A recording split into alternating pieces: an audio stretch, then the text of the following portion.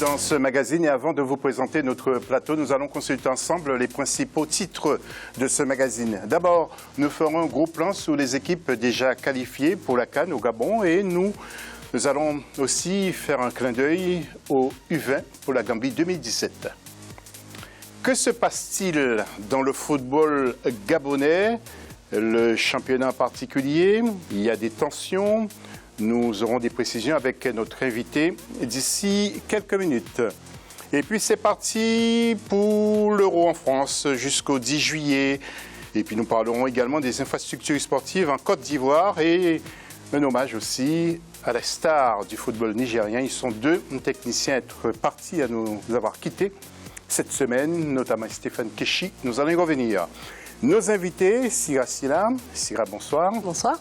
Qui est journaliste, spécialisé surtout dans le basket. C'est ça. Vous suivez la NBA de près. De très près. Mais aussi les basketteurs africains. C'est ça. Ça va de soi. C'est ça, les basketteurs africains qui évoluent partout dans le monde. Exactement. Et puis nous avons également avec nous Rémi Ebanega. Rémi, c'est la deuxième fois que vous venez sur notre plateau pour aborder un dossier très très important. C'est le football gabonais. C'est le championnat en particulier qui est touché. Effectivement. Après, il y a aussi, c'est vrai qu'on n'a pas beaucoup de résultats en équipe nationale, mais nous, c'est beaucoup plus sur le plan national. Exactement, nous allons parler. Et puis notre éditorialiste, fidèle au poste, après quelques jours encore de vacances, il est encore revenu. Samy, moi je t'avis. Samy, bonsoir. Bonsoir José, bonsoir. Oui, et puis nous allons traiter l'actualité. Vous allez commenter comme d'habitude avec nous. La question de l'AFC, que pensez-vous de la situation du football béninois en ce moment, même s'il y a un nouveau président depuis le vendredi 10 juin. Vous n'hésitez pas, vous allez comme d'habitude sur nos réseaux sociaux, mais aussi afc@africa24tv.com. Des candidats connus pour le Gabon 2017 à la CAN, bien sûr. Tous les détails d'ici quelques instants, mais après ce jingle surtout.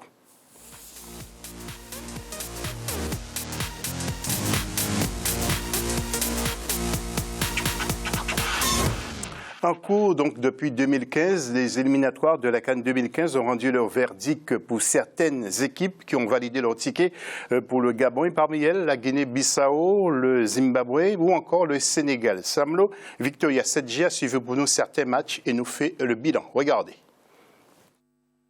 C'est contre toute attente que le Sénégal, le Zimbabwe et la Guinée-Bissau se sont qualifiés pour le grand rendez-vous de la CAN en 2017. Attendues en puissance, les équipes favorites étaient le Cameroun, le Ghana, l'Algérie ou encore l'Égypte qui ont effectivement confirmé leur maîtrise du terrain. La qualification de ces trois premières équipes s'est présentée comme l'une des plus grandes surprises de cette 31e édition de la Coupe d'Afrique des Nations. Le Sénégal était dans une poule beaucoup plus favorable, avec des équipes comme la Namibie, le Niger et le Burundi. Le Sénégal est la seule équipe engagée dans cette compétition, dans ces éliminatoires, qui a fait 5 victoires en autant de sorties, donc 15 points sur 15. Pour la Guinée-Bissau, on ne va pas dire que c'était un peu facile, parce que la Guinée-Bissau était dans le groupe E, avec le Congo-Brazzaville, la Zambie et le Kenya. Le Sénégal s'est imposé 2-0 face au Burundi lors de son match le 5 juin après sa première victoire face à cette même équipe, avec 3-1 en juin 2015. Avec 15 points, l'équipe termine premier du groupe K. Le Zimbabwe avait aligné les victoires face au Malawi et au Swaziland avec un total de 11 points dans le groupe L. Quant à la Guinée-Bissau, elle s'en est sortie avec 10 points, leader du groupe E, devant la Zambie, sacrée championne de la CAN 2012. Les Bissau-Guinéens ont pu obtenir leur ticket en totalisant 10 points devant le Congo-Brazzaville, la Zambie championne d'Afrique 2012 et le Kenya. C'est une qualification méritée vu qu'aujourd'hui il y a plus de petites équipes en Afrique. Le Sénégal pourra compter sur des joueurs comme Mame Biram Diouf, Sadio Mané ou encore Pape Ndiaye Souaré. La présence de grandes équipes à ce rendez-vous continental de 2017 au Gabon réserve un spectacle inédit aux amoureux du ballon rond du 21 janvier au 12 février 2017. Et avant de retrouver nos invités, mais aussi notre éditorialiste, nous allons jeter un coup d'œil sur certains groupes avec des qualifiés comme le groupe E, par exemple. On faisait allusion avec la Guinée-Bissau qui obtient déjà sa qualification. Attention, nous sommes seulement au 5e tour. Le groupe E maintenant, et le groupe F, pardon, avec le Maroc, toujours bien présent. Samy nous dira comment se porte l'équipe avec son nouvel entraîneur, Hervé Renard, mais je pense plutôt bien. Le groupe G, Tchad a été déclaré forfait, donc l'Égypte est qualifiée. Vous savez, vous voyez donc que les équipes ou les sélections maghrébines sont bien présentes. En groupe H, avec le Ghana, toujours fidèle au poste, Le Rwanda a été éliminé, nous allons revenir tout à l'heure. En groupe K, le Sénégal. Donc, Syrah, vous devriez être très très heureuse. Nous allons dire un petit mot tout à l'heure. Et puis en groupe L, l'équipe du Zimbabwe qui s'est qualifiée avec 11 points. Alors, Syrah, vous qui êtes plutôt basketteuse, mais comment suivez-vous l'évolution de cette CAN? Est-ce que vous la suivez chaque 2 ans? Plus particulièrement le Sénégal, étant donné que je suis d'origine sénégalaise, donc forcément j'en entends parler à la maison, je suis aussi le sport. Et je pense que c'est important qu'on retrouve pour le Sénégal une équipe de foot au plus haut niveau, notamment avec l'histoire qu'elle a eue, je parle notamment en 2002, on se souvient tous de l'envahissement de stade, en particulier au stade Léopold Sédar Senghor. Puis du coup avec l'Euro, tous ces souvenirs reviennent, mais je suis particulièrement le Sénégal et je trouve que c'est important et qu'on les retrouve vraiment au niveau pour cette CAN. Oui. Rémi, comment on se prépare au Gabon? Vous êtes Gabonais, on se prépare pour accueillir justement cette épreuve. Est-ce que vous pensez que la sélection est prête?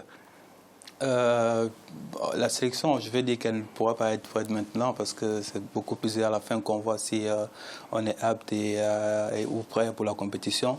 Mais je pense que vu comment on a les résultats en ce moment, mieux vaut commencer comme ça pour mieux s'affiner et être prêt jusqu'au le jour J en fait. Parce que je pense qu'il est mieux d'organiser, de voir comment on peut rehausser l'équipe. Je pense qu'il y a aussi l'entraîneur qui est à la fin de son contrat, voir comment, je ne sais pas encore comment ça va se passer. Mais je pense que d'ici le mois de janvier, l'équipe nationale sera prête pour la CAN. Voilà, Samy, vous avez déjà fait la fête pour le Maroc, j'imagine? Oui, bon, ils sont qualifiés déjà depuis leur dernière victoire face au Cap-Vert. Globalement, que pensez-vous déjà de ces premières équipes qui sont qualifiées?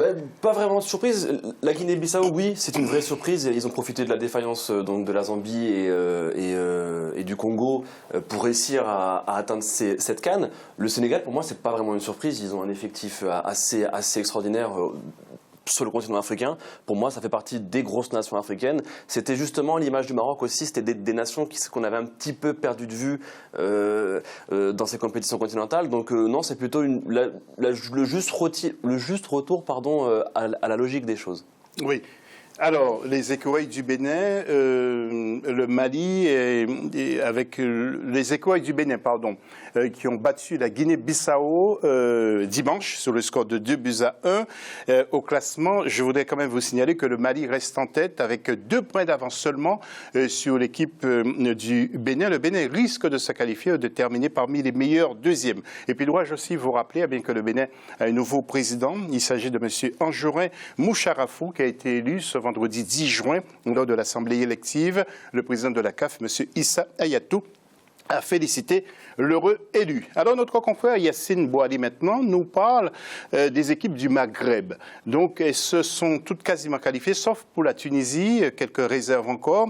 Écoutez ce que nous dit Yacine à propos de la prestation de ces équipes de l'Afrique du Nord. Pratiquement toutes les nations d'Afrique du Nord sont qualifiées, à l'image de l'Algérie qui a fini meilleure attaque de la compétition. Le retour de l'Égypte, c'est au premier plan parce que c'est très important. Le Maroc aussi qui a été la première nation africaine à être qualifiée. Il leur reste la Tunisie qui ont un ballottage favorable contre le Libéria parce qu'il y a le match qui va les opposer le 2 septembre à Tunis, mais je pense que l'Afrique du Nord sera bien présente et bien représentée lors de ces joutes africaines qui auront lieu au Gabon en 2017. Et maintenant, nous allons partir, rejoindre Joseph-Antoine Bell, notre éditorialiste, à propos de certaines équipes, Joseph, qui se sont déjà qualifiées, et puis la crise au Bénin qui s'est terminée vendredi. Joseph, quelques réactions sur ces 2 sujets? Je trouve que à une journée de la fin, c'est logique qu'il y ait déjà des équipes qualifiées, mais on ne se serait pas attendu à avoir parmi les équipes qualifiées la Guinée-Bissau et le Zimbabwe. Là, il faut avouer que ce sont de belles surprises pour ces pays-là. La Guinée-Bissau qui ne s'est jamais qualifiée, c'est forcément historique et c'est bien, c'est du 109. Le Zimbabwe qui n'y a pas été depuis très très longtemps, si mes souvenirs sont bons, là aussi il y a une belle surprise. Maintenant que le Sénégal soit qualifié ou que l'Égypte revienne, on s'y attendait. Que le Cameroun soit qualifié, on s'y attendait, on attend, ce sont des pays dont on attend beaucoup plus. Donc, c'est pas au niveau de la qualification qu'on est inquiet pour eux. Et quand on l'est, ce n'est pas bon signe. Je suis surtout,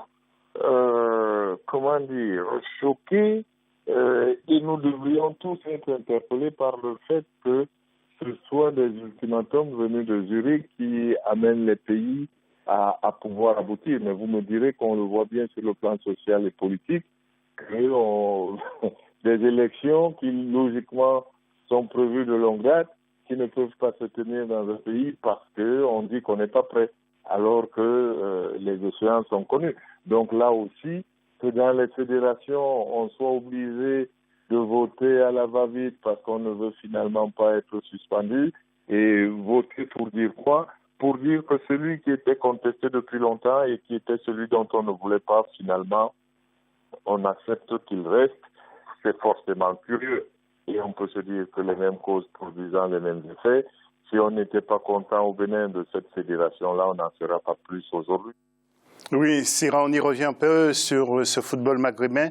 Vous pensez que c'est le juste retour de ces équipes comme le Maroc, comme l'Algérie qui a toujours été une grande puissance du football, hein.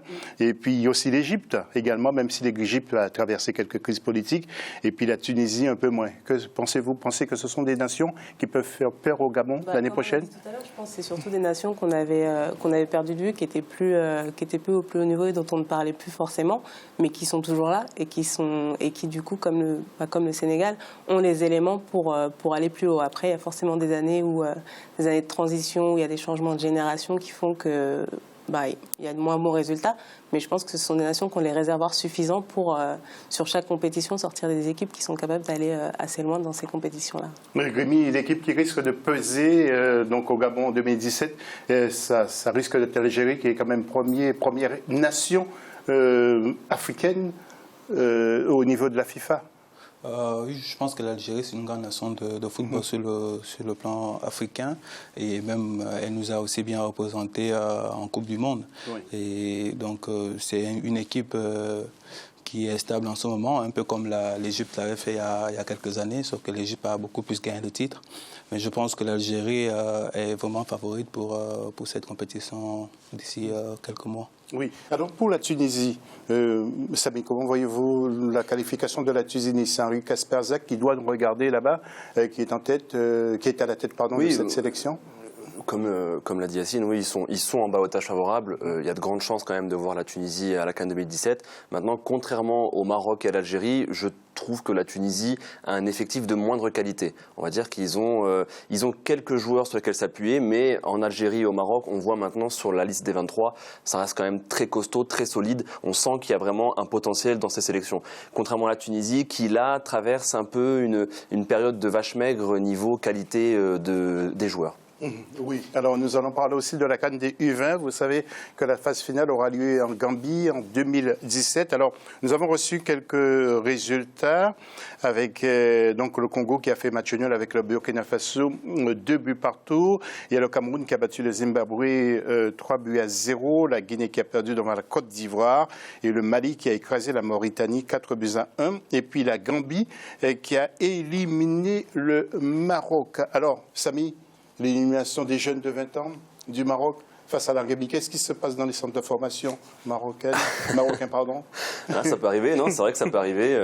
Bon, généralement, en jeunes, là, le Maroc, depuis quelques années, ils réussissent pas forcément. Oui. Donc, je dirais pas que c'est pas une surprise, mais bon, on s'attendait pas non plus à ce qu'ils remportent cette future CAN. Donc oui, c'est une déception parce que la Libye est toujours là et le Maroc. Oui, c'est vrai que c'est une déception parce que c'est toujours formateur de disputer ce genre de compétition, et c'est une sorte de passerelle vers le monde A et le monde senior. Donc oui, c'est vrai que c'est quand même une déception pour le pays. Oui, alors donc Gambie affrontera la Guinée, ce sera le 8 juillet. Sénégal, donc son adversaire reste à désigner.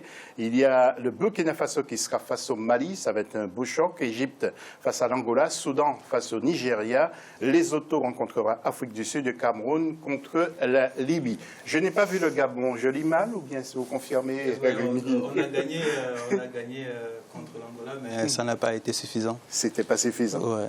Ouais, parce qu'au premier, perdu 3 buts à 0, donc ça s'était mal passé. Ouais. Et puis aussi au match aller du deuxième tour. Eh bien, merci, monsieur, pour vos analyses. Merci, madame. On va marquer une pause. On se retrouve tout à l'heure pour le dossier. Le dossier, ça sera le football gabonais. Je peux vous dire qu'il se passe beaucoup de choses là-bas. Et Rémi va tout nous raconter. Puis nous parlerons aussi du Rwanda. À tout de suite.